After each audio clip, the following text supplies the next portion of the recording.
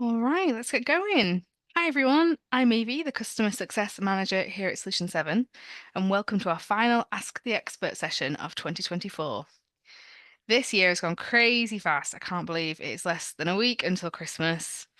Today, Simon is going to give us an update on the migration plan from legacy data source to NetSuite 2 with a sneak peek at our new and shiny migration tool. After that, we'll move on to the Q&A. So if you have any questions during the webinar, please post your questions in the Zoom Q&A box at the bottom of your screen. All right, Simon, what have you got for us? So, hello everyone. Welcome to the last session of the year. We labelled this up as a year-end special. I can't work out whether we're going to be talking about year-end functionality or the end of the year, but we'll see what questions come about in the chat. So yeah, hello. I'm Simon, founder of Solution 7. As Evie said, I wanted to go through the NetSuite 2 plan. I'm going to go through this in basically every webinar we do up until the completion of the process. Just as a reminder, NetSuite are deprecating the legacy data source, and we are being forced along with you guys over to a data source that they've called NetSuite 2. This is something that we have no control over. We've spoken to NetSuite about it in the past. It's not something that they're going to back down on. So this is the journey that we're all on together, and a journey that we all have to complete together. We've been working on the NetSuite 2 migration now probably for the best part of 2 to 3 years. I'd say we've probably got 4 to 5 man years worth of effort invested in this process. So we are a long way along the journey. To remind you of the plans that we have in place to help get our customers over the line, we have an engineering plan where this is the code within the software to support the NetSuite 2 data source, and that's going to be in our 4.12 release. We have a communication plan just so that we can let customers know what's happening, when it's your turn, what to expect. And then finally, there's the migration plan itself, which is helping customers to do that migration. Evie, I'm going to ask you a question in a second. If you can let me know when I come to the migration plan, how many customers we've migrated, that'd be super helpful. To talk about the engineering plan, these are the steps that we've completed so far and the steps that are in progress. So as I said before, we are feature complete. We have what we think is a pretty good user experience. We've got mappings between the legacy and NetSuite 2. We've got backwards compatible functions, and we've got migration code for lists. That is currently limited to migrating lists on a single sheet, which, as we realized during testing, if you're a user with lots and lots of sheets in a single workbook, you'll have to actually go into each sheet one at a time to migrate the lists. So in development now is the ability to do that across an entire workbook rather than on a single sheet basis. So that's now in development to kind of finish off that functionality. And we are adding more mappings between the legacy data source and the NetSuite 2 data source as we are starting to come across mappings that have been missed before, or any sort of enhancements NetSuite are throwing in. And I'll go through that as part of my my demo at the end of this section. The communication plan. The primary source for communication at this stage are these webinars. NetSuite are notifying customers that there is a need to migrate to NetSuite 2. And then we are updating customers on our side of the story through the webinars. As we get closer to being able to give you more concrete dates in terms of who, when, what, and why, we'll actually start emailing the customer base. But at the moment, we are keeping our communication just to these RC Expert webinars. And that's because, as I said before, we do need to identify the different groups and the process that those groups need to go through in terms of upgrading. And we then need to actually physically communicate out and deal with all the backwards and forwards that goes with that. And as you can imagine, when with several 100 customers. We think we've got about 500 customers that need to go through this migration process. You can imagine with all the communication backwards and forwards, that's not a small task. So at the moment, we're just keeping the communication as outbound communication via the Ask the Expert webinars. For the customer migration plan, as I say, NetSuite 2 customers, NetSuite 2 only customers, that was completed in June.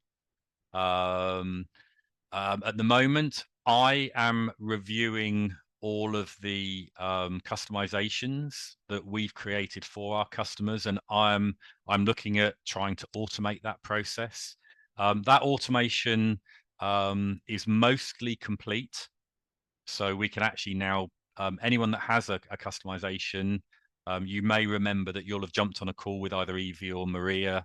We would have actually plugged your customization into a system, and that will then have pushed out the new the customization for you. We've now taken those data sets, and we can now run them through something that will output a NetSuite 2 version and also output all the mappings as well. So that was completed probably last week. From a coding perspective, we're now going into testing with that. And as I say, we are in that process reviewing all the customizations, running them through this migration tool and seeing what it pushes out. So hopefully by the next webinar, we will be well into that testing process, and we will have some more feedback on what that looks like. And hopefully we can start the process of actually communicating out to customers the new shape of the customizations and what that process will look like. Evie, just out of interest, did you get a chance to see how many customers are now migrated from NetSuite 1 to NetSuite 2? Yes, we have the grand total of 94. 94. That's awesome. Thank you. So, and just out of interest, Evie, is that 94 customers on NetSuite 2, or is that 94 customers that have migrated to NetSuite 2? That's 94 that are on NetSuite 2. I haven't got the numbers for who we've migrated over. Okay, well let's pick a number. Let's say 10% of those have been migrated. So, we're into double digits in terms of migrating customers, and we have a good chunk of customers that are using the NetSuite 2 data source on a day-to-day basis. The great news for December is that the 412 download now includes the migration tool, but it does come with some caveats, and I will go through those with you now. We've made it available for download as of, I think, last Wednesday. So we always tend to do a soft launch before we announce that it's available to download. So if you downloaded last Wednesday's build, or I think yesterday's build, you now have that migration tool in place. However, it is clearly marked as a beta migration tool because we internally are still testing it, and we are testing it with customers on support calls, and we're hand selecting some customers to actually take them through that migration process. Typically, that's customers that don't have customizations, although and that's because the customization migration tool is not fully available yet. So I think we've had one or two that do have a customization, and we've actually manually handcrafted a NetSuite 2 customization from the NetSuite 1 again to prove that the migration is going to work. So we are slowly migrating customers using the tool that you can now download. Now, should you choose to migrate from NetSuite 1 to NetSuite 2, you'll need to download the latest version. You'll need to switch your config file over to NetSuite 2. And in fact, I'll go through that with you as part of this session. As I say, it is labeled beta. So, download it at your, I want to say at your own risk, but it's not. I don't think it's quite that risky. What I would say is just be aware that we are going into the holiday season. So if you were to download the customization migration now, migrate all your workbooks, and then hit a problem between Christmas and New Year, we're probably going to be thinner on the ground from a support staff perspective. So if you're not comfortable with migrating now, you're probably better off waiting till the new year. If you do want to migrate now, as long as you know how to go forwards, go backwards, save copies of your workbooks. So if anything does go wrong, you've still got the originals. Please feel free to go ahead and have a go at migrating yourself. What I would also say is if you do go down that route and you successfully migrate, please drop an email through to support to let us know that you've migrated, and we will add you to our list of customers that have successfully moved from NetSuite 1 to NetSuite 2. So as I say, it is available to download. Let's jump in and have a look. So here I am in Solution 7. I've got one of our demo workbooks. In fact, no, before I actually show you the migration, let me show you how to switch between Legacy. Let me show you how to switch between Legacy and NetSuite 2. That's done through the config file.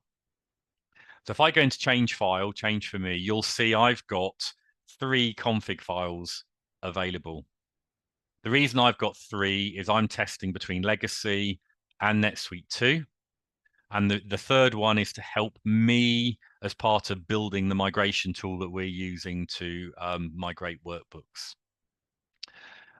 If you've got a single connection file connecting to NetSuite 1, it will probably look something like this. The simplest way to switch that over to NetSuite 2 is to go into change for me. Personally, I would take a copy. I wouldn't actually change what you've got. I would take a copy. I would take a copy of your config file, paste it back into the same folder,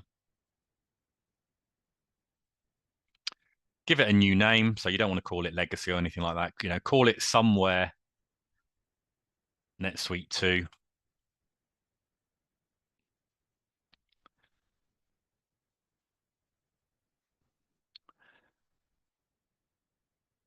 And then open that file. So double click, open that file, and then go in and change your config settings.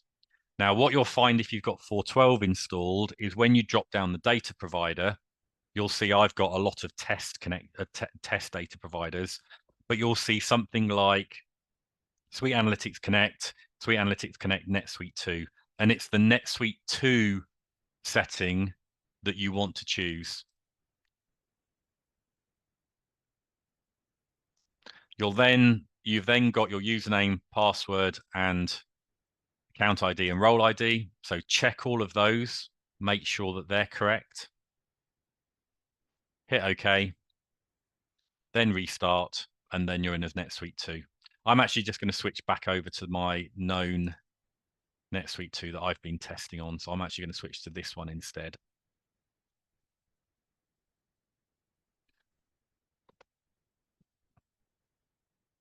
And so switching between NetSuite 1 and NetSuite 2 now is as simple as changing config files.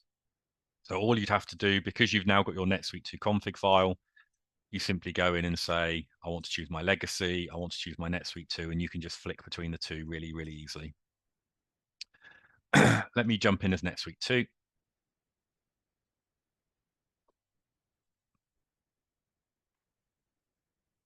And let's connect to our demo NetSuite 2 instance.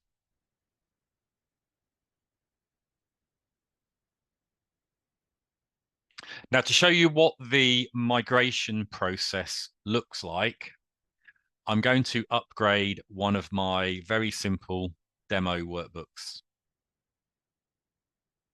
This demo workbook has 3 lists in it that need to be upgraded. We've got a list of subsidiaries.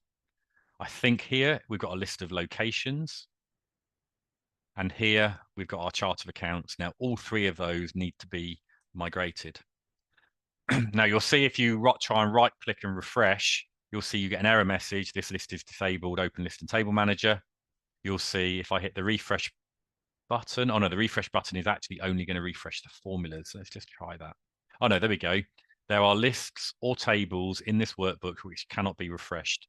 See the list and table manager. So when you hit the refresh button, you get a warning. When you right click, you get a warning. And so the answer is to go into the list and table manager. You'll see your lists will come up in red. you'll see you get a warning. One or more lists are not compatible with NetSuite 2 and have been disabled. And this is where our migration functionality sits.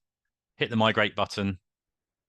This is where we say this is clearly in beta stroke preview. So if you're not comfortable using software that's labeled beta, you can use 4.12. It's just this functionality under the migrate button that is designated beta. The rest of the code is just core Solution 7 code. So if you're not comfortable using a beta or preview at this stage, please hold back from actually running this process. All you have to do is hit yes. We whiz down the workbook, upgrading the lists. The first time, I think it takes a bit longer because we have to load some details from NetSuite. I think we load your subsidiary information from NetSuite, which is why there was a slight pause. And there we can see that the migration has completed. Now, as I said, as part of the introduction, we are looking to improve this because at the moment it will only work for the currently selected worksheet. So if you have a workbook with 15 worksheets in it, you've got to select the worksheet, migrate, select the worksheet, migrate, select the worksheet, migrate, and so on and so on. So the next piece of functionality that the devs are working on is the ability to be able to filter the lists by every sheet in the workbook, which means that you'd get a full list down. So if you've got, say, 100 lists in your workbook, you're not having to go in one at a time. You can literally select the whole lot, hit the migrate button, and then the whole lot will get updated for you in one go. Again, that's just going to save you a lot of time. So that's in progress now. I'm hoping that's going to be finished mid-January, but let's see how we get on after the holidays. Now that I've run that through, I have an upgraded workbook. First thing I should do is save a copy. I'm actually not going to save this workbook, but I should save a copy so that I've got the version that the copy that I created before I migrated. I've got the original and I've got the post-migration copy. You can never have enough backups. All I need to do to check it's working is hit the refresh button, hit OK.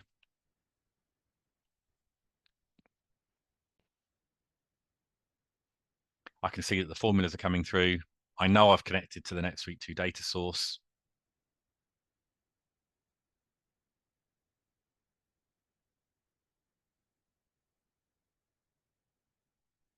And if I right click on one of my lists, you can now see that I get the proper right click menu come through as opposed to that warning saying that my list has been disabled. Have I missed anything, Evie? No, that looks great. I did the same process with someone today, and it was like magic. They had about 50 lists in their sheet. I just entered them all, and it was great. They were very Perfect. happy. Phew. Hmm. I think that's the demo done. So should we dive into the Q&A? Yes, let's do it. All right, I have the first question. Okay. Is this session being recorded? Oh, of course it is. Yeah. This session is being recorded and a copy of the recording will be sent out following the webinar. I don't know what the plan is to get that email out. What are we today? Thursday. We will try and do it before the Christmas break, but don't hold me to it. I think we can live with that. Okay. All right. So, had a few questions about NetSuite 2. I think you'd kind of answered all of them, but I'm going to ask the first one anyway. Okay. Does NetSuite 2 impact me? Uh, NetSuite 2 impacts every Solution 7 stroke NetSuite customer, and there is no exceptions. Unless you can raise a ticket with NetSuite and change their entire NetSuite 2 strategy, there are no exceptions. And this unfortunately wasn't what we wanted to hear. It's not what a lot of our customers wanted to hear. Are you impacted? Yes, you are. Unless you're already on NetSuite 2, then I guess no, you're not, because this is a migration to NetSuite 2. So sadly, yes, you are. Yep. And what I'd Oh, also say to that at this stage is if you can, we do get a lot of emails through to support asking about NetSuite 2. We do have a plan in place. We are rolling that plan out, and it's the communication plan that's really important. We're just not there with communicating the detail out. So if you can hold any questions to this webinar rather than emailing us about NetSuite 2, as soon as we have anything more concrete, we will let you know. Don't worry. We've got until, I think, April 2026 to get all of our customers migrated. So this is not April 2025, 2026. So we have February, March, April, 16 months to get people upgraded, migrated from NetSuite 1 to NetSuite 2. So we think we feel we've got a lot of contingency, and we'd like to think that we will start migrating customers en masse probably in the sort of the March, April timeframe, where we start to move out of just doing one or two or maybe 5 or 10 to actually, 50 and 60 at a time, and actually having sessions like this where we help people migrate. And I'm just trying to manage the support inbox between now and the next webinar. So I do appreciate that. Thanks, Simon. All right, we have a couple of people who have asked about documentation for migrating. Okay. Will that be coming? There's one button. There really isn't any. What you've seen, this is a one-off exercise that we need to go through. Again, there will be an email. It will tell you about the button. It will, it will talk. We've got documentation on how to create a config file. What I've just shown in my demo is the process. So we will be sending that out. Whether we put together a document that explains the same thing, we haven't thought that far ahead yet. Okay, fair enough. And I suppose for people who have customizations, it's not as easy at the moment anyway. It's not that simple. Yeah, if you are working with custom fields and custom segments, there is no documentation that we can produce for you at this stage that would help. We are still trying to get your customizations migrated. And by the way, that sounds like it's a big deal. It won't. The intention is it won't be a big deal. We will send you a new customization file, adapter file, similar to when you first went live, and that will contain all of the changes, all of the mappings, and all you have to do is reference that file, load up your NetSuite 2, hit the migrate button, hit save, do a bit of testing, finished. But again, please stick to these stay tuned to these Ask the Expert sessions, and we will keep you as up to date as possible. Awesome. Okay, another question about NetSuite 2 and custom fields. Yep. So Cam is asking, we're looking to add custom fields to Solution 7. Should we wait until the migration to NetSuite 2? No. Drop an email through to Evie. Probably now, if you can wait till the new year, because it's unlikely we're going to be doing customizations over the holiday period. But no, drop an email to support@Solution 7. It's on screen now, and either Evie or Maria or someone in the team will pick up that request and can add those customizations for you. And if they're NetSuite 2 customizations from day one, then again, all of this migration talk is redundant. Fantastic. All right. How do we know if customers are on NetSuite 2? And not us, as in the customer. How does the customer know? How does the customer know? Yeah, very simple. Go into your configure button, and under the data provider, it will either say Suite Analytics Connect or Suite Analytics Connect NetSuite 2. Now, I'm running a dev build, so the data providers that I see are probably slightly different to the ones that we see in the production version. Are you running a dev build, Evie, or are you running a customer build? I'm in a dev build. Okay, so you'll see this. So you see a long list like this. Oh no, I only get the bottom 4. Okay, Not as long. we will send out, following the webinar, we'll send out a screenshot with a big arrow on it saying this is what NetSuite 2 looks like. in terms of the data provider.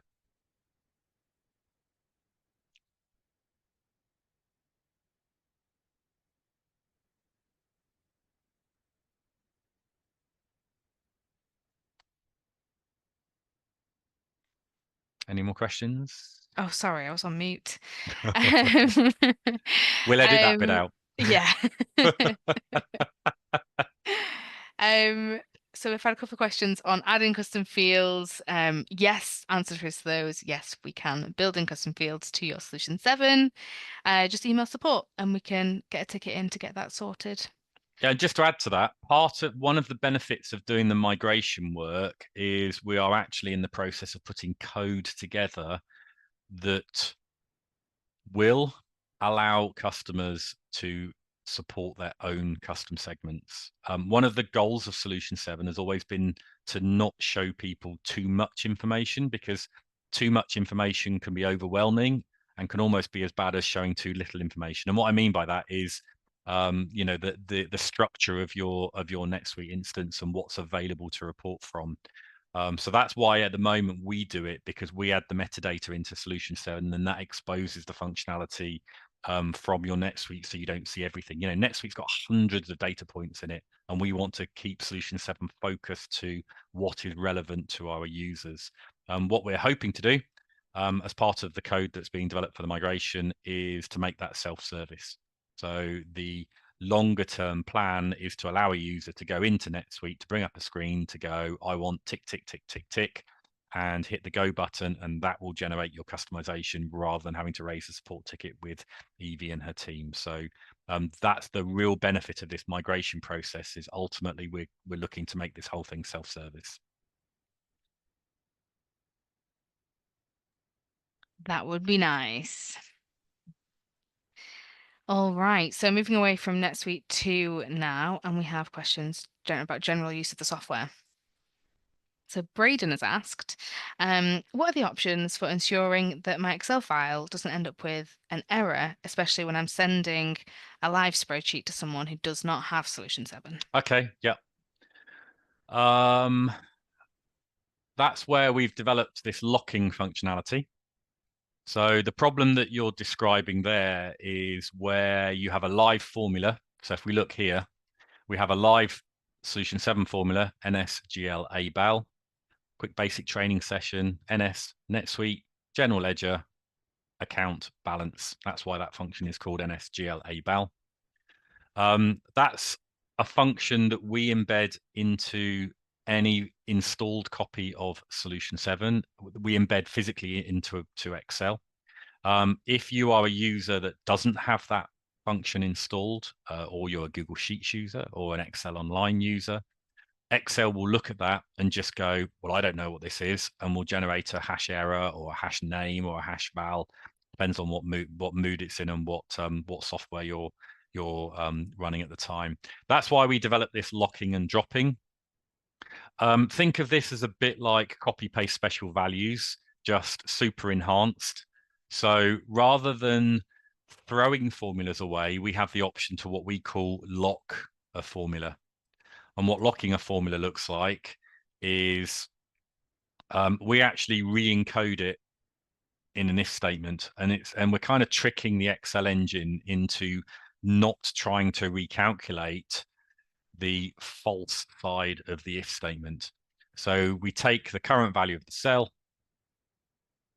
hard code that into an if statement, but the benefit of putting it in an if statement is we can retain the original formula. So where we go one better than copy paste special values is, in fact, where we go two times better than copy paste special values is, firstly, we retain the original formula, so that not only can you lock a formula, you can unlock a formula, and that returns it back to the original formula that you entered.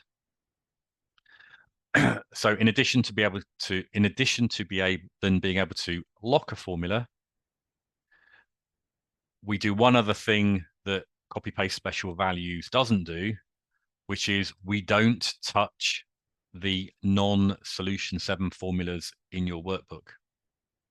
The benefit of that being that although these are essentially frozen formulas, Should you say be going through a forecasting cycle where you want to load the data into Excel Online or Google Sheets, you still have the ability to be able to edit a formula. And although you've overkeyed our formula, we still retained the dynamicness of the workbook itself. So any sum functions, any if functions, any sum if functions, anything that doesn't contain a solution 7 formula, that will remain, that will keep its original formula, which means that as you edit the workbook, your workbook remains live to the extent that it can remain live, which again is perfect for budgeting, because you may use a series of solution 7 formulas to actually generate the workbook, send it out locked, and then just have your users overkey the formulas. And if you then need to change anything, you can pull it back, unlock the formulas, copy them around the workbook again, relock it, and send it out again. So it allows for a much more interactive use of the workbook in that specific scenario. So yeah, really, that's the best way to stop the formulas going to an error. What you do lose, though, is you lose the ability to refresh the workbook. So you can't send a workbook out to a Google Sheets user and expect it to refresh from NetSuite, because there is no Google Sheets version of Solution 7 just yet. So it stops them going to an error, but it also prevents you from being able to recalculate. Thanks, Simon. Okay, so our next question is from Emily at Ideal Image. So she has got a pivot table that won't refresh when clicking refresh workbook or refresh current sheet. How can we fix this? Okay. So Evie and I did actually discuss this question earlier today, and this is something that we're a little bit confused about. So we may need to have a deeper conversation, but it's also a good opportunity to talk about a couple of concepts within Solution 7. Let's insert a pivot table. So as you know, Solution 7 can pull transactional data, insert it into a pivot table, and then use that against the standard pivot table functionality to slice and dice your data. I'm inserting something called a flattened pivot. And for anyone who doesn't know what a flattened pivot is, essentially it's a pivot table with all of the pivoting functionality switched off. So let me just put some parameters in here. 2023, deck 2023. So I'm doing this for last year. Click OK. So here we're pulling in all the sales codes for 2023. This is going into a transaction pivot. So essentially it's just like a listing.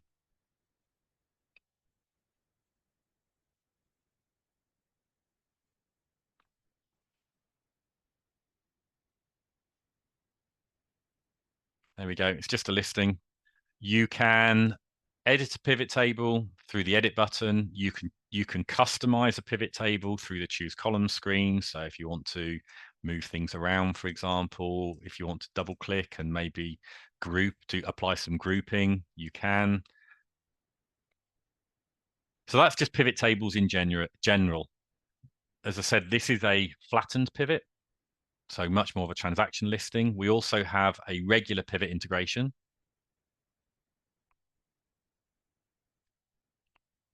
We also have a regular pivot integration, which is here, which is just a regular pivot table where you get the column and the row definition appear at the side. With the flattened pivot table, here you can see I've hidden the detail. So you get a little plus indicator, a little minus indicator if you want to create like a pseudo drill down. Now I've kind of skirted around the question, but to answer the question of how can I make it refresh, that's actually down to something in the options screen. And you can see here that you have a choice of automatic and manual. And what that means is if it's set to automatic, it will automatically refresh when you hit the refresh button. So if I were to refresh at the sheet level, because that's set to automatic, you can see here that it's updating my pivot table. Now, if it's not updating, it'll be because that option is set to manual. Now, I did have a conversation with our developers, and I did ask them if at any time in the past the functionality was set that they were manual by default and not automatic. Now, that may have been the case, but actually We don't think we ever went down that route. We think they were always automatic by default. So for some reason, that particular pivot table has either gone into an automatic mode by default, or there's a problem, and we need to raise a ticket and figure out what the problem is. But they should be automatic by default when you insert them. If you don't want lists or pivot tables to be automatic, you can switch them over to manual, which means that you can only refresh them now by hitting the refresh table option here. If you try and do it through refresh sheet, nothing happens. So hopefully there's a few different concepts that I've been over there.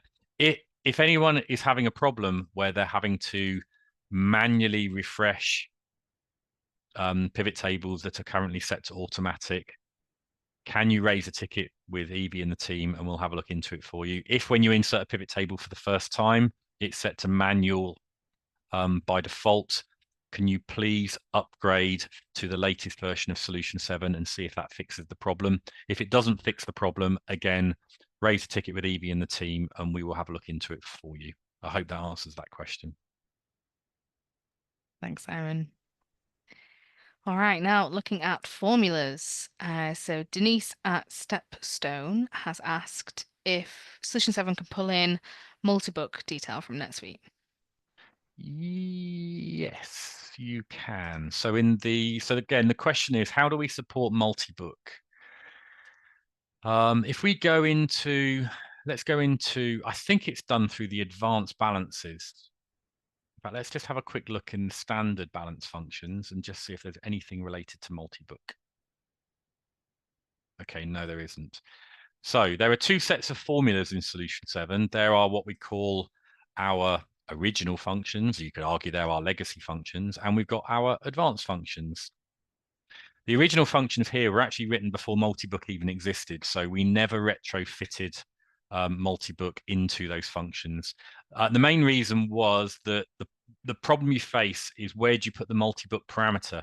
Arguably, it needs to be somewhere near the top. You choose your subsidiary, you choose your book, you choose your account. If we just added the book parameter, we would have then broken everybody's workbooks, because the book parameter would have been near the top of the formula signature.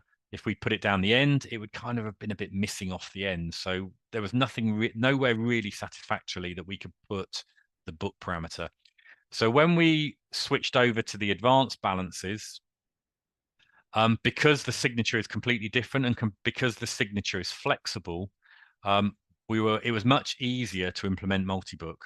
So the main difference between our standard functions and our advanced functions is fundamentally the first 3 or 4 parameters are the same.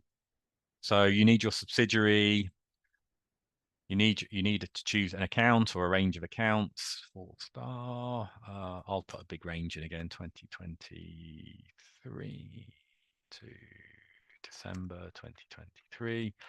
The main difference is that although the initial set of parameters are the same, you now have a set of what we call option value pairs.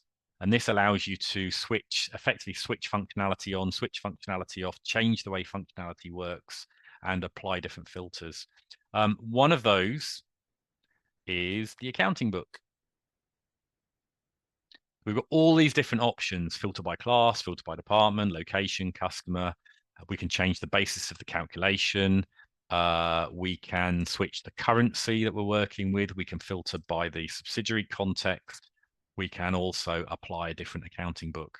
So if I click on accounting book as the first option, each option is an option value pair. So for that option, I now need to choose a value. And for that value, I have a choice of the different accounting books in my system. Now, fingers crossed, we have some accounting books in our demo system here, and we don't. But what that would allow you to do, if I'd have known this question was going to come up, I'd have logged into a different NetSuite instance. You can see here, this would give us the option to choose which accounting book we want. So I can actually multi-select the accounting book. So say I want to aggregate 2 accounting books together, I can hold down the control key, click on the different accounting books that I want, click on OK. That then puts the option value pair in. I can click on OK, and that will return the balance for that subsidiary, for that range of codes, for that range of periods, for that particular accounting book. And again, sadly, because I don't have an accounting book in this instance of NetSuite, I can't show you that as a live formula, but that's the theory behind it. Try it.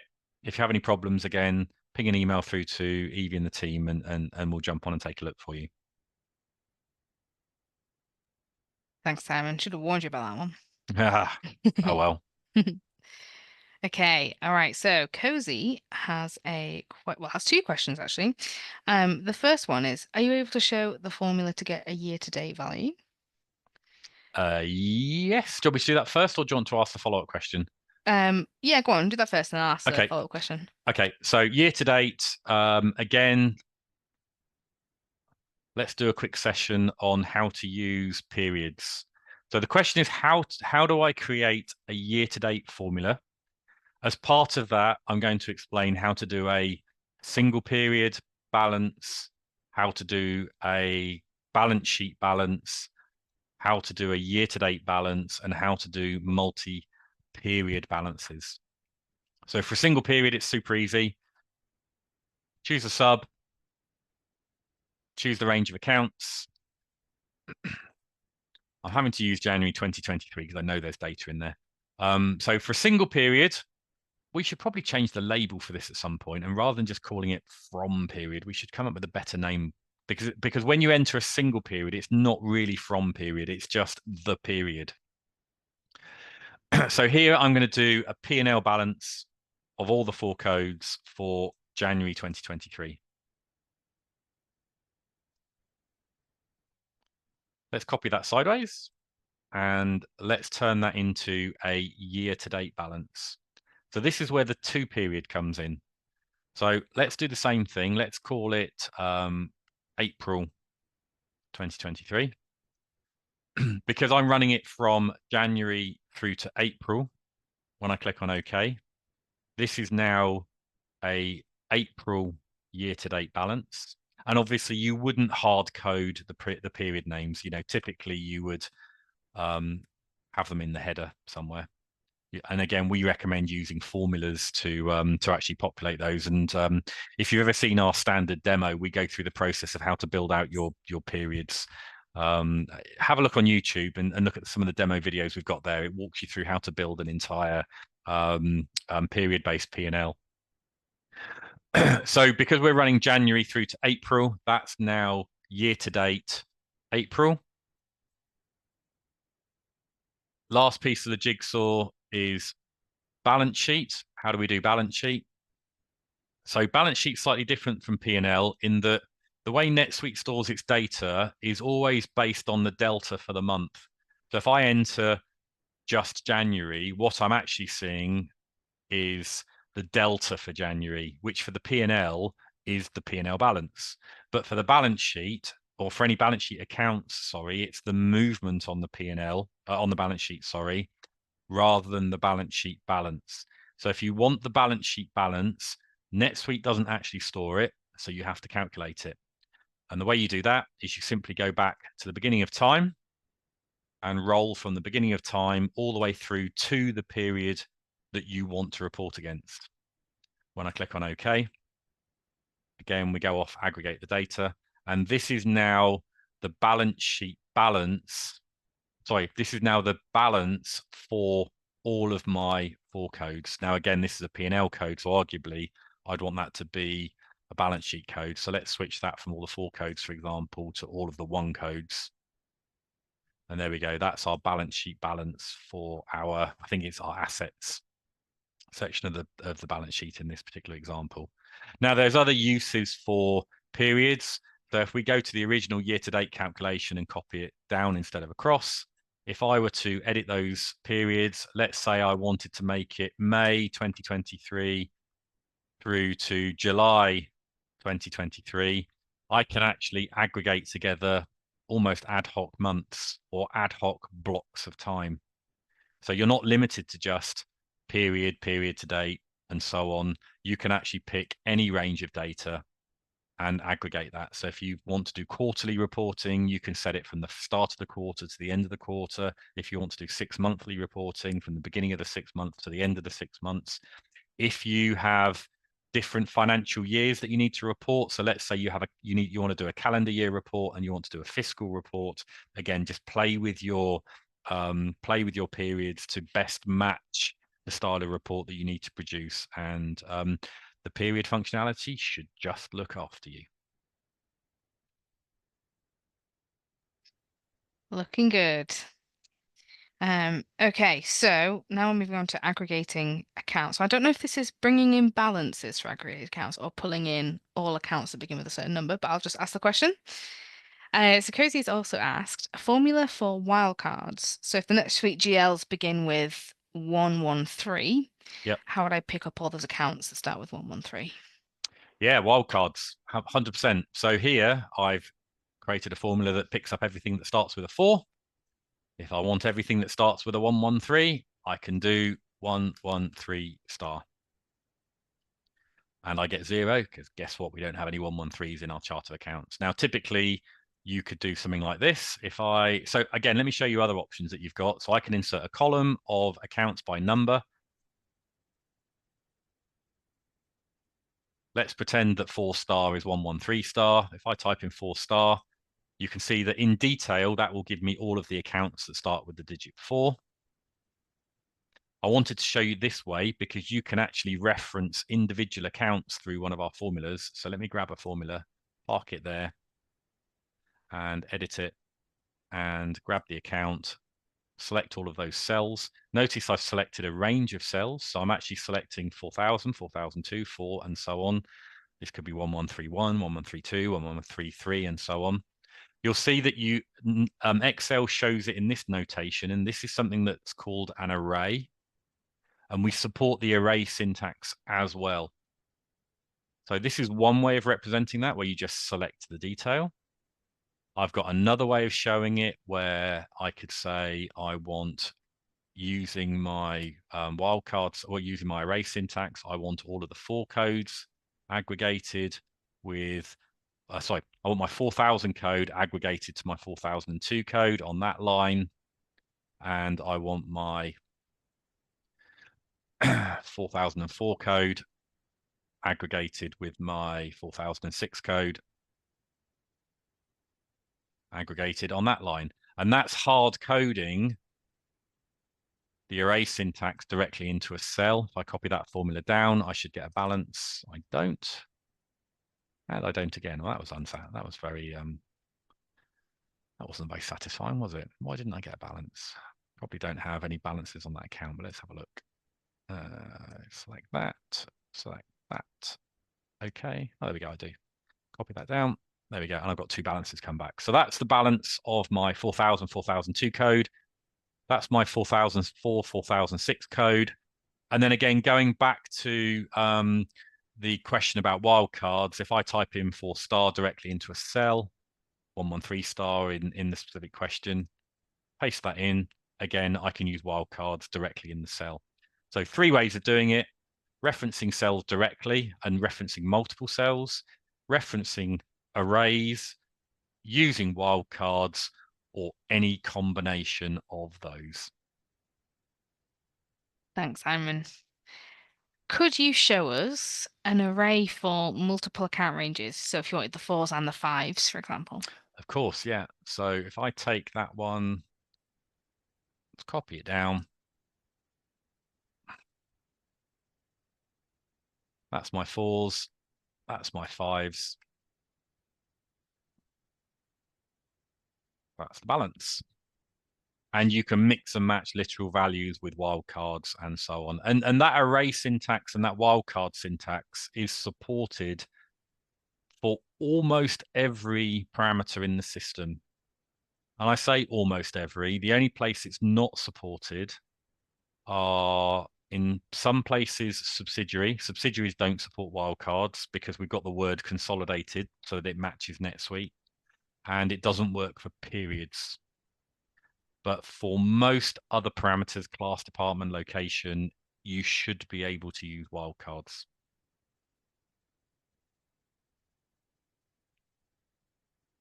Brilliant. Okay. Next question Is there a way to exclude accounts? So say you wanted all the fives, you want to exclude 5100. Yeah, that's really simple. And how you do that is through your formula. So here I've got all of the fours and all of the fives. And if I want to take out all of the fours or all of the fives, just take one formula and minus off another formula. And in this case, I'm going to hard code it into the formula itself, 5-star. So I've got all of the fours and all of the fives aggregated together, and I'm taking away all of the fives, which should give me all of the fours, which means few. I end up with 10,804,000, which matches my number up here.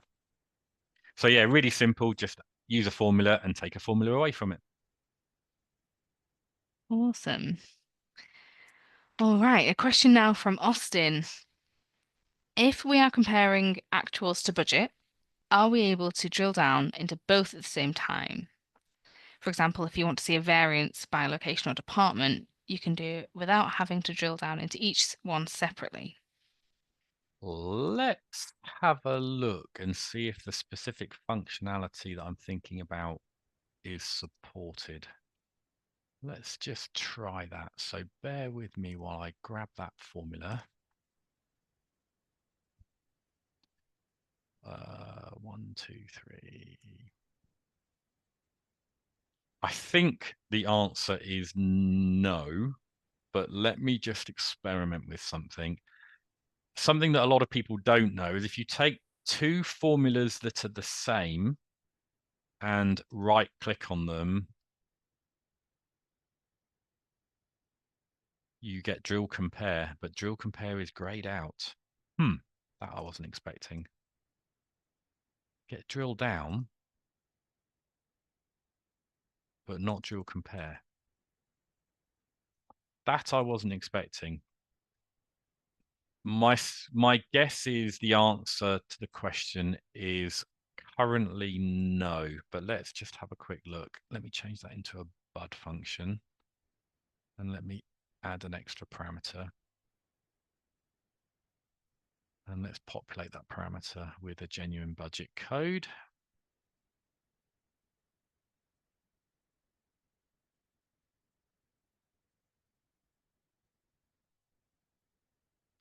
And let's compare actuals to budget. Ooh, that's interesting. You can tell these sessions are unscripted because I was expecting that to work and expecting that not to work. So if we right click, drill compare by class,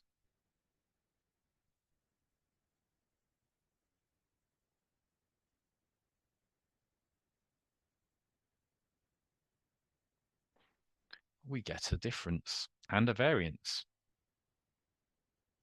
I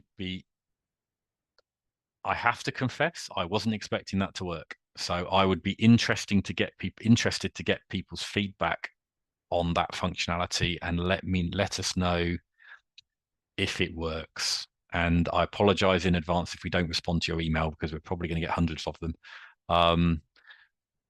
So yes, it appears to work, but have a play. Select multiple cells, right click, drill compare. Let us know if it works. Very cool. I've just flooded your inbox, Evie. Sorry. I didn't even know this could happen. I knew Well, drill there you go. compare was there, but I didn't know you could do it with budget and actuals. That's handy. I expected it to work actual to actual. I didn't expect it to work actual to budget. So that's functionality that's either been added since we first developed it, or it's luck. Let's go with we meant to do that. That Yeah, was absolutely. purposeful. All right, fab. Right, so we've got 5 minutes left. I think probably gives us time for one more question. So Eric is asking if there is an advanced table where you can select multiple subsidiaries. An advanced table where you can select multiple subsidiaries. I would assume that means the pivot table functionality. Yeah, Okay, so I believe you are limited when you pull through a pivot table to only, I'm just going to try multi-selecting. Yeah, you can only select one subsidiary when you create your pivot table. However, what you should be able to do, again, I use Jan 23 to December 23. Oh, would help if I could spell. Once you've pulled your pivot table data through, what you should be able to do is to lean on the pivot table functionality itself. And this was the reason why we integrated with Excel's pivot table engine. One of the great features in there is what they call a slicer. And a slicer effectively is just a filter. But let's park that over there. Oh, I don't have my subsidiary coming through. Let's pull the subsidiary through. Right click, choose columns. Let's find the subsidiary. The subsidiary is, oh, for anyone who's never used the choose column screen before, let me just explain what we're looking at here. This is the ability to be able to pick columns out of the underlying NetSuite schema and into the pivot table or the list, or even type in your own formula. By default, because this is a transaction listing, these are the details that are available on the transaction lines. But from there, via the more information tab, we can go up to the transaction detail.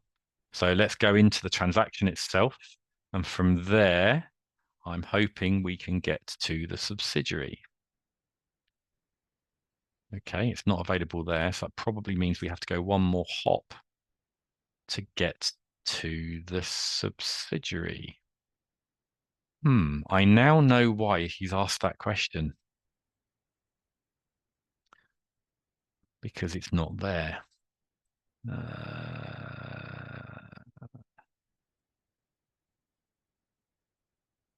It's here, that's why. We need to go into the subsidiary. From there, we can pull in the subsidiary name. I can click on OK.